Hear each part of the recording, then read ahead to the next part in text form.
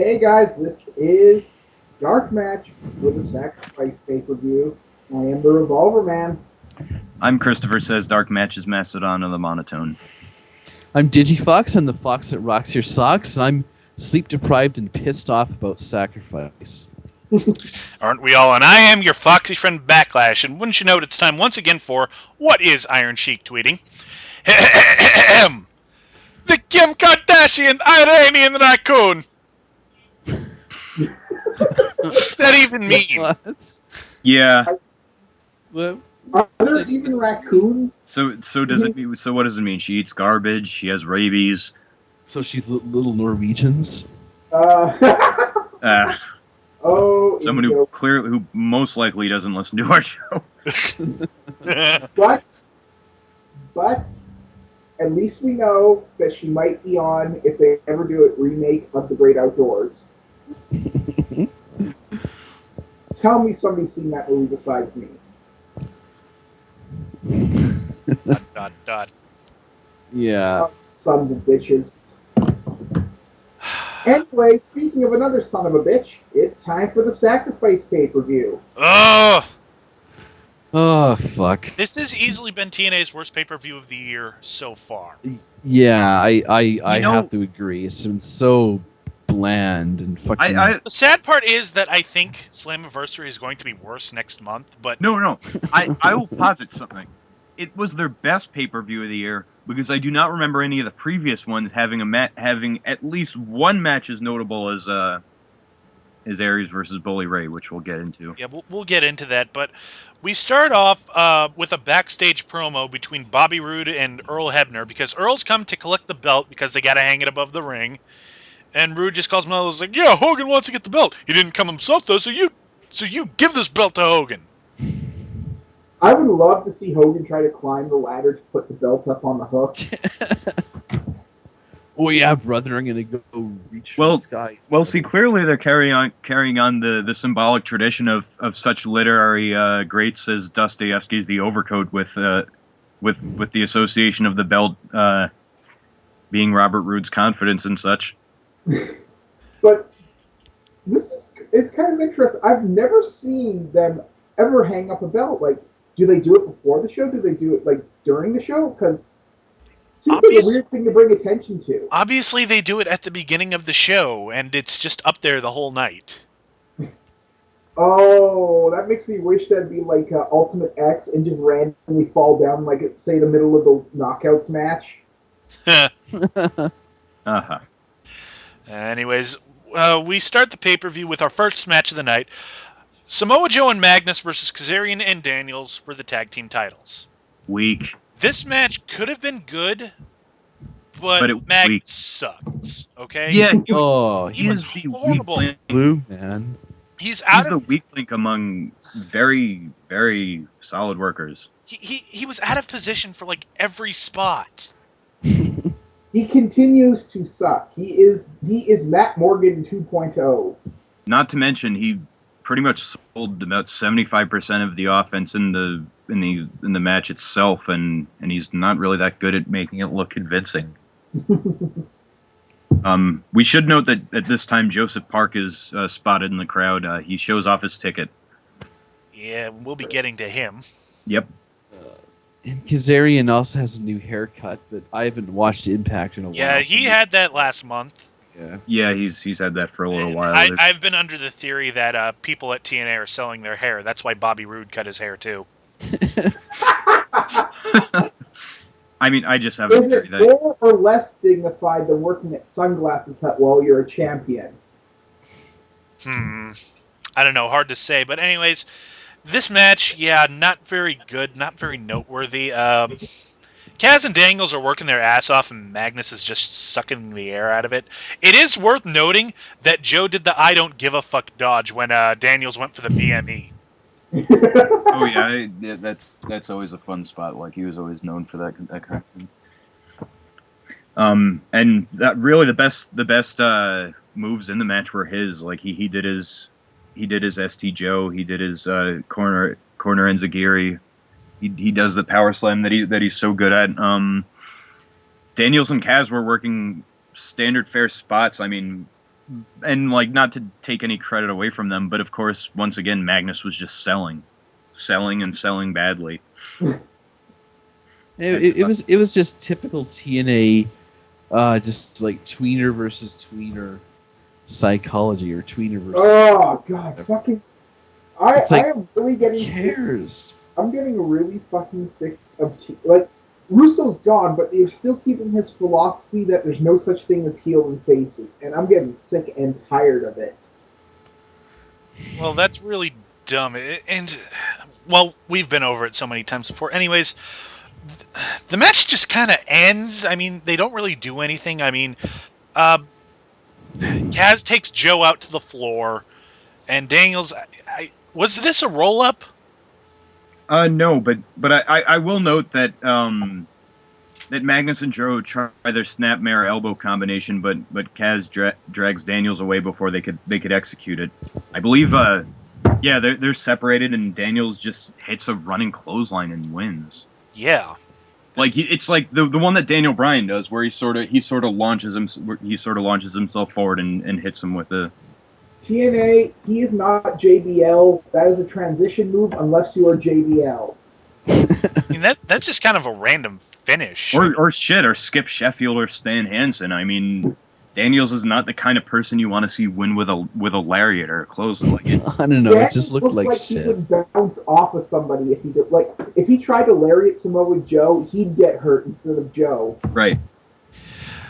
So yeah, your new tag team champions, Christopher Daniels and Frankie Kazarian. Nobody cares. Anyways, we go up to the booth with Taz and Tanay. Before we go on, I did hear a rumor about this. Apparently, did this so Joe can drop Magnus and get AJ, and then feud with Daniels and Kazarian. I would honestly rather see them have a falling out and Joe team with AJ. That would be a much more entertaining. Yeah. That's what I said. Samoa Joe was gonna do something to get rid of Magnus, and then AJ was going to come in so they continue the AJ Kazarian Daniels feud with Samoa Joe. Do it then. Book it, Bruce. Contrive it. I don't care how you do it. Just get Magnus out of there. Yeah. Anyways, we go up to the booth with Taz and Tanay, who make a point to say that hashtag TNA Sacrifice is already trending worldwide. Now, how many of you people have seen the episode of Mystery Science Theater 3000, I Accuse My Parents? I have. Have not. All right. Revolver Man, say it with me. Liar! Liar! Liar! Liar! Oh, they really harped on this. They did. They really did. TNA sacrificing There were so much. Trending, but not TNA Sacrifice itself. You know where it was trending? TNA Sacrifice was trending in the UK, where we remind you, TNA does not sell their pay-per-views in the UK anymore. Oh yeah, they give it away, don't they? No, they don't even give it away. No, there is no legal way. I would like to thank Botchamania for pointing this out before. There is no legal way for someone to see a TNA pay-per-view in the UK. Oh! Yeah. So they might as well say, thank you. We'd like to give our thanks to the United Kingdom for robbing us blind. Yeah, at they least in the thousands of people. And this time it wasn't even trending in Orlando, where the pay-per-view was taking place. Yeah, and Florida itself is so back-asswards that no, let's not get into politics. No, that's not our place. We have plenty of yes, but we move from there to our hype package for Tessmacher, who's beaten Gail Kim 3 straight times in non-title situations. And fittingly enough, that's our next match, Gail Kim versus Brooke Tessmacher for the Knockouts title. And this was the second best match of the night, but that's by a pretty wide margin. It's a Knockouts match, so... We'll see. No, it was a good match up until the finish. And I realized, because Tessmacher uses the Eat Defeat again, and I realized why she keeps using Gail's finisher. It's because she doesn't have her own. God, that's a stupid name for a finisher. No kidding. It's a stupid finisher. I mean, hell, the thing is, like, if you would rate this match highly, though, it's most definitely because of how much Brooke Tessmacher has improved. It's like, I remember a few months ago I saw her in the ring, and I was like, wow, look at her do an arm drag. Wow, look at her do a drop kick. She's like their version of Eve. She's not that good, but she's she can manage, and she surpasses Eve. By as of last night, she way surpasses Eve in terms of ring skills. Yeah. But it was kind of annoying how like oh, I'm trying to remember like Brooke tried like 6 eat defeats before she actually hit one or something like that. I Yeah, believe the deal was that Brooke actually hit the eat defeat, but Gail rolled outside and she took too long to get in. Yeah, that was the finish because she hits it and rolls her into the ring, pins her, only gets a 2 count, and then Gail just rolls her up and grabs the ropes. That's the finish. Yeah, that's kind of. But I guess It that's was just to emphasize how much of a heel she is. The that's best case not a scenario. heel. That's nothing. That's literally nothing. No, A heel. it is. I mean, that was like a Cena match where they even cut out him even bothering to do the finisher. Right. But see, the thing is, like, I mean, I figure the best case scenario, or rather my fantasy booking, would be for Brooke to win and then Gail to go through some kind of redemption angle. Because motherfuck, I don't like her as a heel. She's no good. Because her mic skills are just not up to par. Playing second banana to Madison Rain, no less. Well, I mean, Madison Rain's pretty good for second banana in the angles, but in terms of the way she comes off, absolutely. They're never going to do because Gail Kim has revealed herself to be a massive hypocrite. So I doubt that title's ever coming off Gail Kim unless, say, I don't know, Kelly shows up at the Impact Zone. Oh yeah. Well, this match happened, and if it wasn't for the finish, it would have been pretty good. But I mean, no. it was pretty good. Yeah, If it was wasn't pretty for the good. finish, it would have been pretty damn good, I guess. Yeah.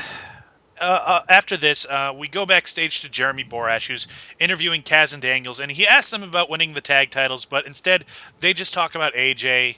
Yeah, I believe Daniel says we've had to work our asses off, like ply our craft, while AJ got up there by whistling Dixie. I believe That this is what here's the subtext I got from Daniels. AJ, you were sleeping with Dixie when you could have been sleeping with me. Again, they those two are life mates in the most affectionate way, and seriously, not taken off. He sounds more angry that he slept with Dixie meant that he couldn't be with him rather than it got him some sort of advantage in the business. It's chasing hate Amy. this angle so much. It's hate chasing it. Amy without any by curiosity. This might be the most I've ever hated an angle from TNA. And I'll tell you why. Because in kayfabe now, AJ Styles did not build TNA single-handedly, not by busting his ass every single night, working for the past 10 years at this fucking company, never getting thanked once for everything he's done while WWE stars walk all over him. No, it's not because of that. He's where he is because he was fucking Dixie. Well, it's Is fucking low. It's low, but it also you have to understand who it's coming from. It also opens up a huge plot hole. Dixie wasn't always in charge of TNA. What the fuck was happening before? Was he sleeping with Jarrett? Oh, dude. No. Oh yeah. We went over. We need slash fiction. Yeah, we went over this in the last episode. Jeff Jarrett, Dutch Mantell, Scott D'Amore. The list goes on. AJ Styles, the man slut. Yeah. I think he'd take exception to that. Dude. I hate this angle, but let's move on to something I don't care about, at least. The TV title match, Devon versus Robbie E. Oh, fuck. You see, going into this, I had the idea from Impact that it was going to be a legit handicap match, that whoever pins Devon will get possession of the belt on the Jersey Shore Zack Ryder ripoff side. But it is a three-way match, or rather a triple threat match. And I got nothing else to say except at this time I noticed a guy in the crowd with a Machinima shirt. Yeah. Robbie E versus Devon again. Although actually, the third time. Robbie T's clipboard now says the list, bro. No, Is he there- had to get a new one Oh, because do it. Is They there had- no other people that This Robbie one E can feud with? Like, I don't know, Zema Ion? No, Robbie E in the X Division does not work, as was showcased by his debut. Ah, fuck. but then like who else is in the TV division then? We got Devon and the Robbies. That appears to be the entire TV division. That's sad.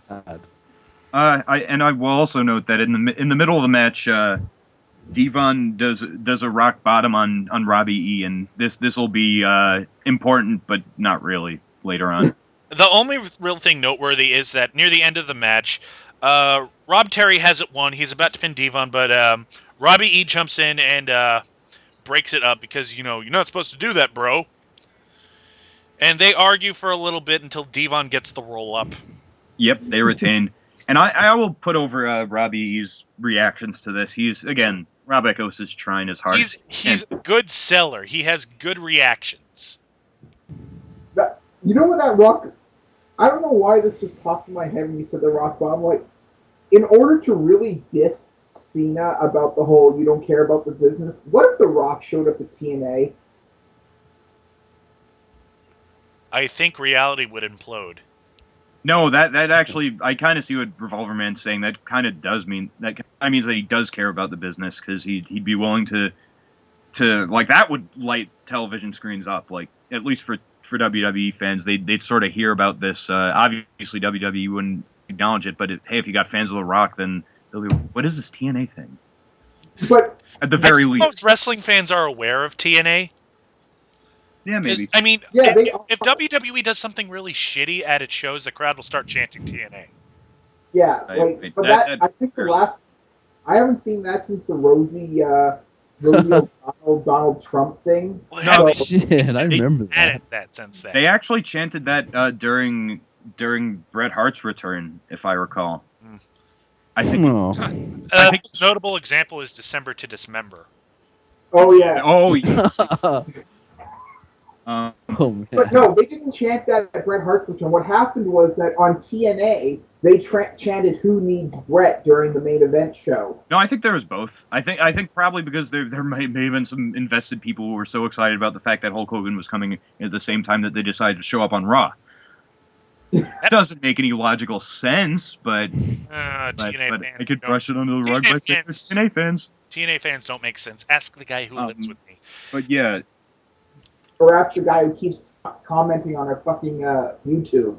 Good point. Anyways, the whole dissension between Robbie E and Robbie T goes absolutely nowhere because after Sure. Devon leaves, it looks like Rob Terry's going to hit him, but instead they just hug it out and like, we're cool. oh yeah. Robbie does the Shaggy into Scooby jump. And or to mention the hideous sweaters, we got to mention the sweater. And Yeah, they were like putting photo over negatives the of each sweater. other. they're gaudy. Taz wouldn't shut up about those sweaters throughout the entire match. Yeah, Taz has fixations on things. Oh, well, at least he isn't fixated on Rob Terry's ass. Ooh, you're right in the yam bags. What was that? If my aunt it's had not a yam fun way to bags, spend a she'd be my Thursday uncle night. Thing he said like a couple years ago that nobody knew what the fuck he was talking about. Oh, he said so many things. They're like for those of you who aren't familiar, those are thumbtacks. Yeah, thanks, Thanks, Taz. Taz. You could make shirts out of. We should make shirts out of Tazisms. No, I think Taz is very much aware of how a dummy comes off sometimes, and like they've definitely taken shots that had made fun of it before. You know, Eric Young is not a woman, and if he is, he's the ugliest woman I ever seen. No, actually, he does say something really smart and incredibly funny in the next match, but we'll talk about this. All right. We get a promo for the next match, which is Jeff Hardy versus Mr. Anderson. A very pointless feud. I've seen these guys have better matches. This was. It's like, oh wow, we have too many faces that the Assholes. crowds love. They have to. And I think Jeff Hardy might be on the stuff again. What? I'm not even being funny. It's those eyelid eyes.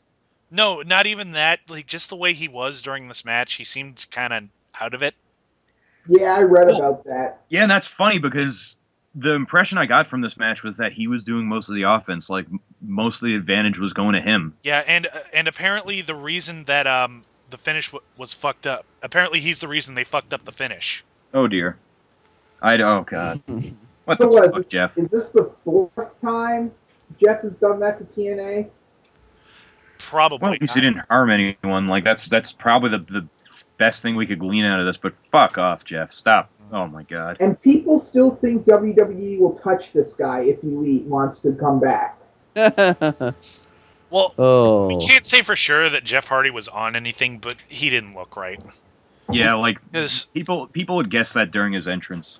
Well, now that you bring it up, the way Anderson won did seem kind of contrived. Well, It yeah, looked like that's it- the thing. That's the thing. Like I said, because the finish is, like I forget what they're doing, but basically, Anderson rolls him up, and Hardy kicks out at 2.5, but the ref counts 3 anyways. And what was supposed to happen? Hardy wasn't supposed to kick out, but I guess he forgot that was the planned finish. Oh boy. And they do make a big deal out of this. One wonders if they were trying to cover it for it. But back to what I was referring to with Taz, I said Anderson didn't get a lot of advantages or offense in. On the other hand, at the certain points that he did, he was working over Jeff Hardy's arm, and Taz makes the very pointed comment, "Hey, if I was working over Jeff Hardy, I think I'd go for either his leg or his neck or something, not his arm. Like I don't know how much he uses his arms." And yeah, like it's. I mean, there's no injury at hand. There was no, like Jeff Hardy is. He might punch people. The only really noteworthy thing is that they were stealing each other's finishers during this match. Like Hardy pulled out a mic check, Anderson did the twist of fate. Which the way both performed it looked just more like a jumping cutter, like an RKO. Yeah. And we also got a really shitty looking Kenton bomb, but again, because Hardy didn't move himself into position properly. Right. Oh my goodness, my goodness, my goodness. You know what? This is probably why they never put the belt back on Hardy when we all thought he would, because maybe somebody at TNA realized he wasn't cleaning up, and they just decided, you know what, I don't know. I really don't know why they keep him around. I don't know. I've got nothing. So the finish happens, and they're trying to cover for the fact that Hardy kicked out.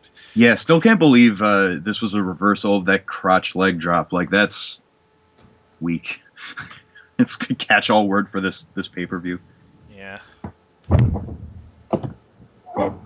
Anyways, next we oh yeah, this also means that Anderson is #1 contender for Slammiversary. We'll get to that.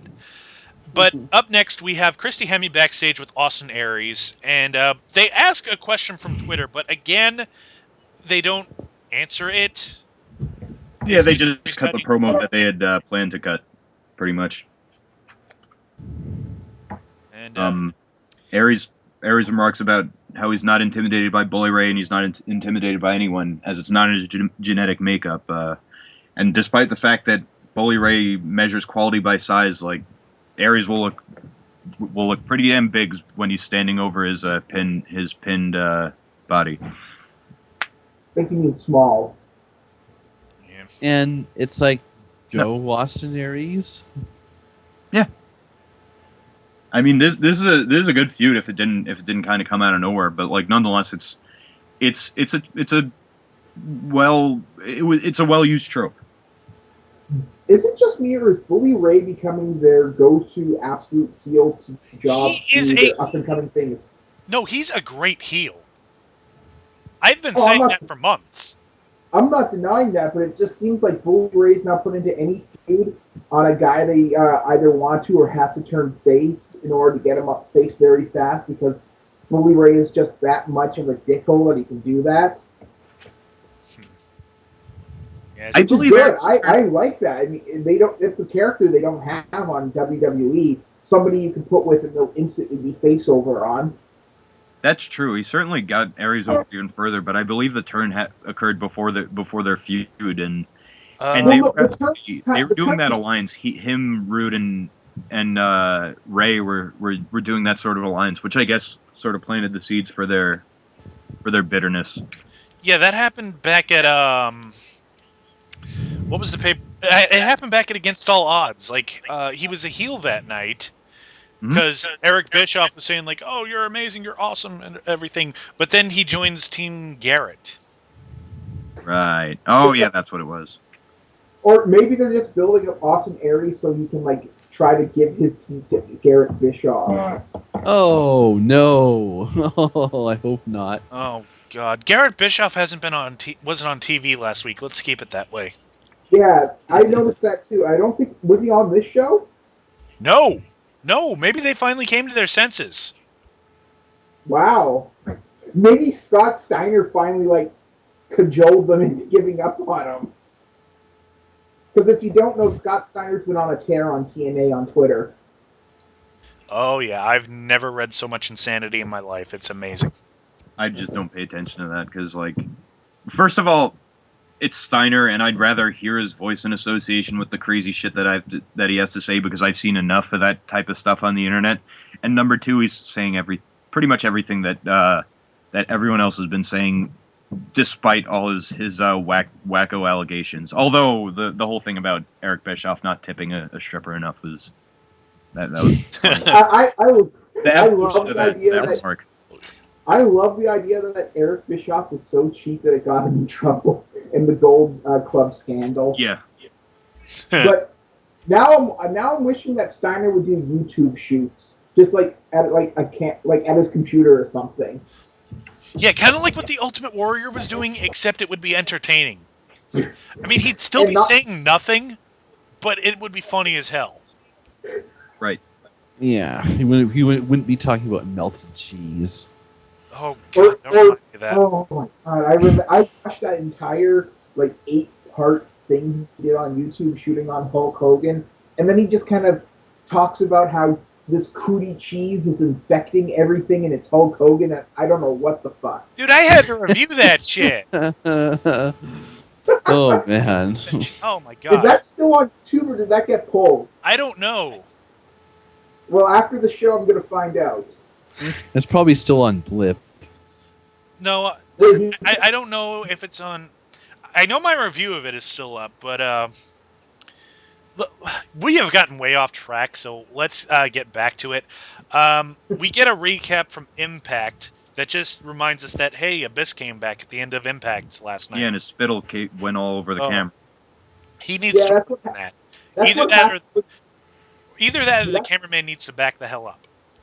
no, that's Nah, what. Abyss likes getting all up in it.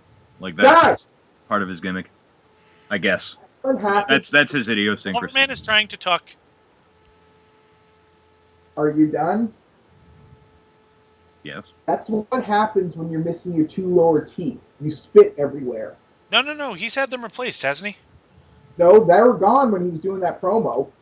Oh yeah. I guess he took the caps out. Yeah. Maybe he does that. Like maybe he thinks it makes Abyss look that much more freaky. But I guess it kind of does. Makes him look more like a Hills Have Eyes killer than a Michael Myers. If nothing else. That's my opinion. I think it kind of works for him, but like I said, that causes him to spit everywhere, and that kind of takes away from him. But anyways, so after that, we get freaking Joseph Park talking about how great it is to be at Universal. Crowd chants for him. I don't know. I could see like if he was actually doing stuff with the crowd to earn that chant. I can not bitch about it. He probably was. He had said like, "Oh, I met this guy. He's a real nice guy." He mentioned his name, where he's from. Could have been a plant. May not have been. Probably everyone in TNA is a plant. Oh, that Oh, explains no. so much. Oh no! Oh no! We're at this point because here comes Crimson, Fuck. Oh god. and he's here to talk. It's the only thing. Oh my god! Oi, I'm Crimson. And he cuts a promo talking about how he's never been defeated. You've been defeated. Lost the tag titles, you dumbass. We'll see here.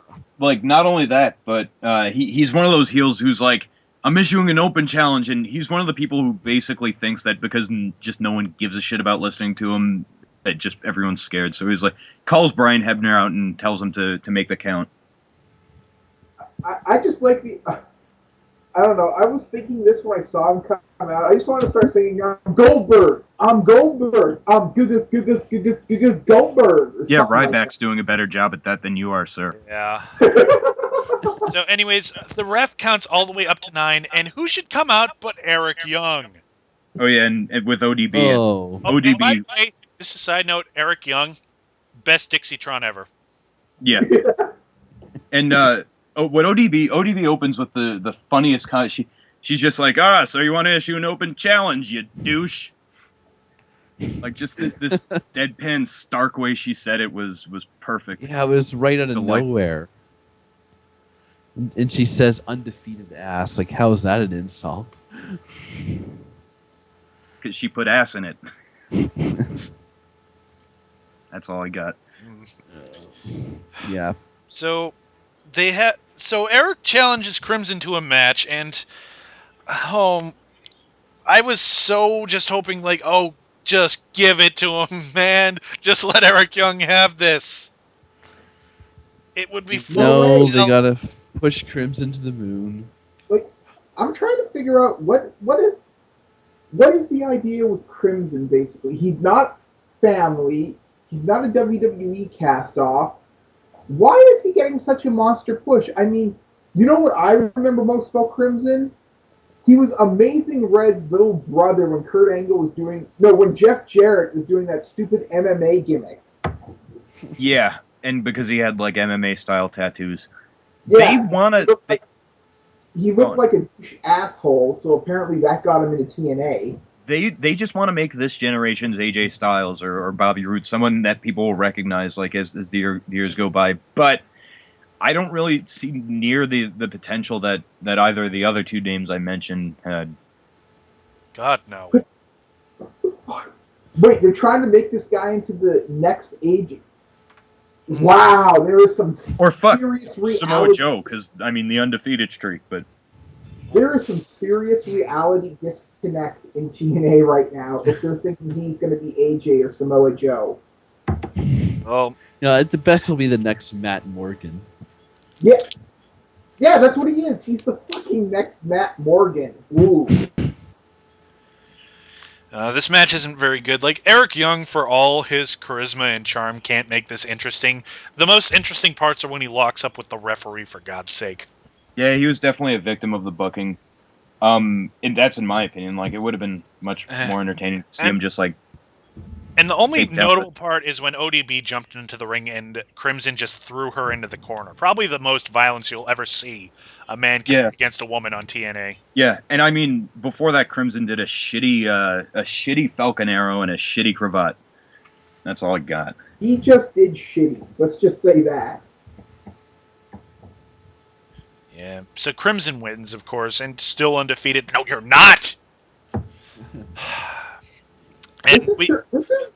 He's okay. I just realized it. He doesn't have the Goldberg streak. He has the Sid streak. Do you guys remember that? No.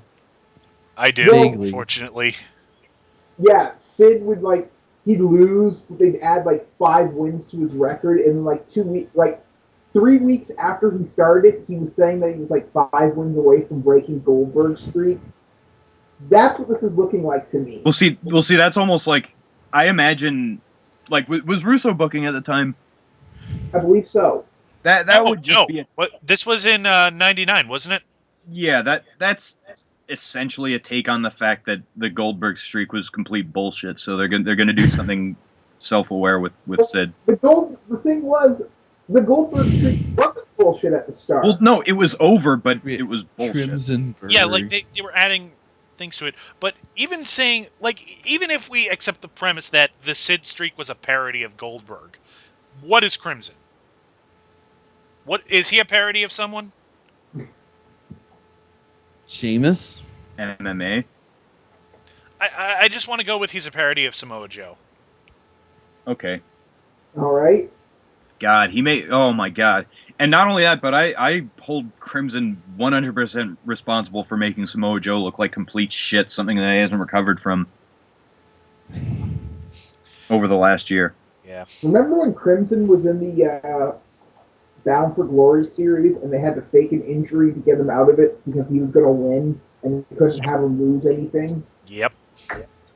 Fuck, Well, fuck up you, next, man. Jeremy Borash is backstage with Bully Ray, and I love what Bully Ray's doing. He's doing the Wile E. Coyote pacing behind Borash, just walking back and forth across the camera. Yeah. I always find that amusing whenever he does that. The It's- only thing that's better is when he's walking circles around the person who's going to be interviewing him. Bully Ray is one of those rare few heels that clearly that takes his work seriously, but as a character, you just can't take him seriously, and for some reason that just makes him a better heel. I like it's just it's hard for me to. I think the very best heels have to be funny in a way. Case in point, I don't use Twitter, but I trend on Twitter. You want to get a hold of me? I'm old school.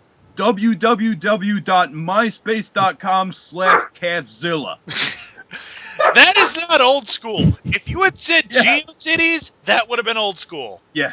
If you had said Usenet, Yeah. get territory and I'm on Usenet. I'm on .altcast. This is my AOL account. Yeah, MySpace it's where the PlayStation 1 and 2 are. It's not retro, but it's not modern. America Online. All right, fuck, I can't do the accent. Yeah.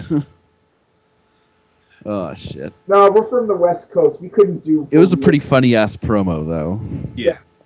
Says what he Speaking says of, about Aries. He's All right. small, plays big. Let's get to the match because it's the one awesome match of the night. Bully Ray versus Austin Aries, and we were all wrong about this because this wasn't for the title, so we were all pretty sure Bully Ray was winning. Uh-huh. But spoilers, he didn't. Yeah, David triumphs over Goliath, and Bully Ray once again proved that he's able to. He and his opponent are able to pace like an incredibly slow, very calculated match, where they start off with Bully Ray just ducking Aries the entire time, just going to the ropes, and until maybe a minute into the match where Aries has had enough of it, so he kicks him in the calf. They did this one really awesome spot where Aries is on the top rope, and Bully Ray just boots him off, and he takes this nasty bump into the barricade. Yeah, welts. You could see that welt. Oh, he was bruised up pretty bad. The match was awesome because these guys were giving it everything they had to make it a special match. They were playing to the crowd. All of Aries' offense was hopeful, and Ray's offense was just like completely bare and hard hitting. Like he delayed a power slam, made everything slow. Just worked for the best. It was great psychology. Like maybe we don't give Bully Ray enough credit, but he knows how wrestling works. Yeah, like it's really hard to compliment it enough. Like oh yeah, and he does a rock bottom. That's how Devon's rock bottom was important because both Dudley boys did it tonight. But Who thought that both the Dudley boys would still be wrestling as singles now? Yeah, that's the mystifying thing about it. I mean, how many of us were calling them to reunite within like 3 months of their breakup? And that never happened. Hell, Devon and Bully Ray still have this kind of on and off sort of feud going on. It's also worth noting that Joseph Park storms to the front row and starts shouting at Bully Ray, and this is a very dumb move because he gets pulled onto the ramp, and he's about to get hit with a chair until Austin Aries dives out of the ring, nailing him. You also, Bully Ray is such a heel, he doesn't care if he gets the company sued into oblivion. And it's the finish is Aries actually manages to hit the brainbuster on Bully Ray. Yep, good one. Great-looking brainbuster, but he kicks out. He still kicks out. So he says, "Just fuck it. I'll put him in the last chancery." And Sure enough, Bully Ray taps out. Yeah, bridged Tap or very well. snap, baby. Tap or snap. Oh yeah, whatever happened to that catchphrase? I think that they still use it in MMA, but since I don't watch MMA, I couldn't care less. Oh, do they now? Because I remember that's what that was what Daniel Bryan said on his first day in NXT, and maybe it was mentioned once or twice past that, but it never became associated with him afterwards. We digress. Yep. So great match of the night easily. But here's where the show lost me, because after this, we replay the footage from Impact where Kaz and Daniels revealed the photos of AJ and Dixie. And Ugh. and I know you guys probably want to say something about this, but I'm going to run through the progression as it happened. Oh man. Following this, we have Borash backstage with AJ Styles, who wants to ask him about the photos, but he's like, I don't want to talk about any of that. I just want to focus on beating Kurt Angle tonight. That's basically the gist of the promo. Following this, we get another promo recapping this entire, I don't even want to call it a feud because it's only been like a month, but it's basically just setting up the whole thing that Kaz and Daniels have been at this for Yeah, in case you fucking God forget knows how long. We get a recap, a promo, and another recap. of the Do you same see thing. the problem here? They obviously must think this is like one of the hottest possible things they could come up with. This fucking soap opera bullshit TNA thinks is money in the bank, apparently. Yeah, Well, they love it. They love their storylines and bullshit and. I did not care about the match. Like, I watched it, and it just didn't impress me. Maybe these guys have just had too many matches together. But yeah, but it seems like their last meeting was very far, or their last really big meeting was very far removed from this one, and still it it had this weird thing. It never really felt like anyone was selling anything for a good amount of time, no. despite the fact that they're trying to put him over on like on an even page. Like there was nothing.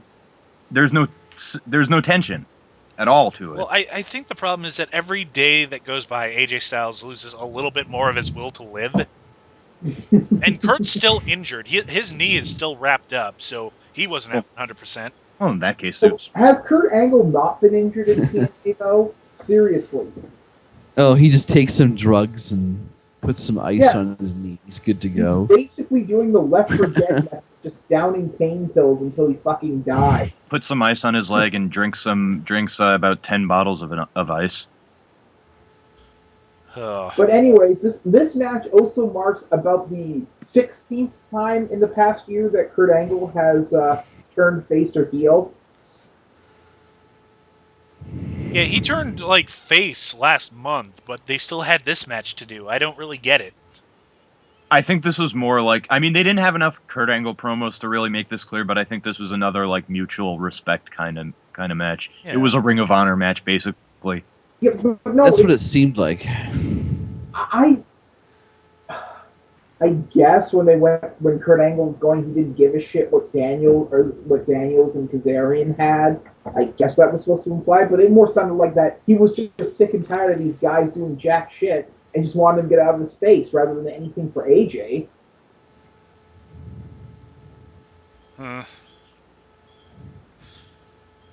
Anyways, Kaz and Daniels get involved. They come down and knock it, and what I wasn't paying attention. They get involved. Kurt wins. Then But Kurt not through their chases them intervention. off. Yeah, they didn't really play into it. They were just sort of there.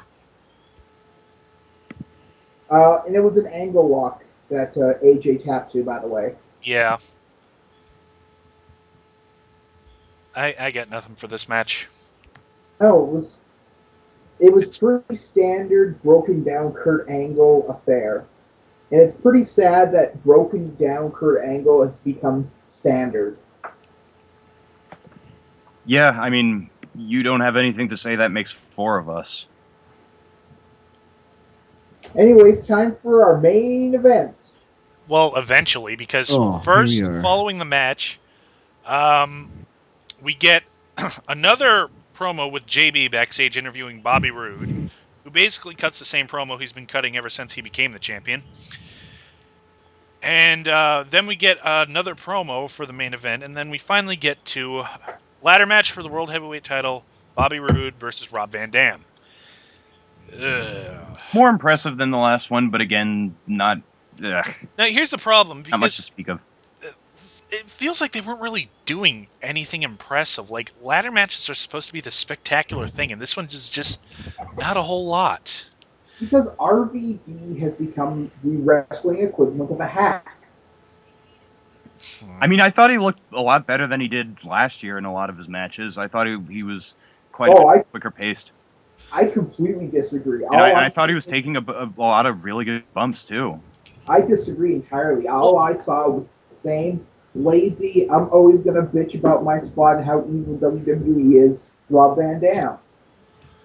And the thing is, like, the selling was all over the place. Like, there were times where they'd hit a move, like they'd throw each other in the ladders and they'd be selling. They'd be dead on the floor, curled up in the fetal position, like, oh, ow, ow, I can't move. But then the other guy starts climbing the ladder, like, oh shit, time to stop selling, gotta stop him. Oh yeah, and I know you guys are going to begrudge me for talking about this guy's sage advice, but Brian Kendrick, during his shoot, I mean, you guys will admit, he had good ladder matches in the WWE. He did. Um, his whole intention behind those was basically everything he does is an effort to get to the belt, to climb up the ladder and get to the belt. It seemed like everything that they did was just to hit people with the ladders Yeah. and not get to the belt. That's sort of become a problem in all ladder matches now that it's just to do spots. It's not to actually win the match until you win the match. It's like, yeah, I'm gonna do the seesaw one now, and then I'm gonna set it up in one of the corners between the top and middle ropes, and I'm gonna do that usual. Like, this actually comes from a cage match, so but it does execute my point. Remember that cage match between Rikishi and Taz, where Rikishi was on top of the cage and he could have won like that, but he did that stupid Jenny Snuka spot. Yeah. Yeah, my thoughts on this match, it felt like a 5-minute match stretched into 15 minutes. Because it was like there's not a lot of content going on. Things aren't happening. They're It really had just, like no psychology. yeah. It feels like TNA's on a test pattern, but I don't know what it's waiting for. Well, let's talk about that as we discuss the finish. The finish is basically Bobby Roode has thrown RVD all over the place, and he kicks him off the ladder, and his head hits the back of the ladder. So, oh god, they better not do another concussion angle. And he gets the belt, and that's it. Now, the reason I sounded so uninteresting in the Bobby Roode promo before this, because Bobby Roode can cut a good promo. The problem is he's been cutting the same promo since whatever pay-per-view came after Uh, Bound for Glory. it's time for Final him to Wrestle- get a new shtick. There is nowhere that Bobby Roode can go except to lose the belt. That is the next step in his evolution. There's nothing he can do with that belt. like, I'm Now, trying to think like, I'm not saying RVD should have won. In fact, I kind of no, get. I know what you're saying. It's just I'm trying to sit down and think who could they give it to? Because the person that they should have given it to, Hogan kiboshed that. Like, are they trying to rebuild up James Storm to get to the point he was before lockdown because they fucked that up royally? Well, believe me, if they are, they had better fucking do it on the very first Impact after this pay-per-view, or else it won't look good. I don't know.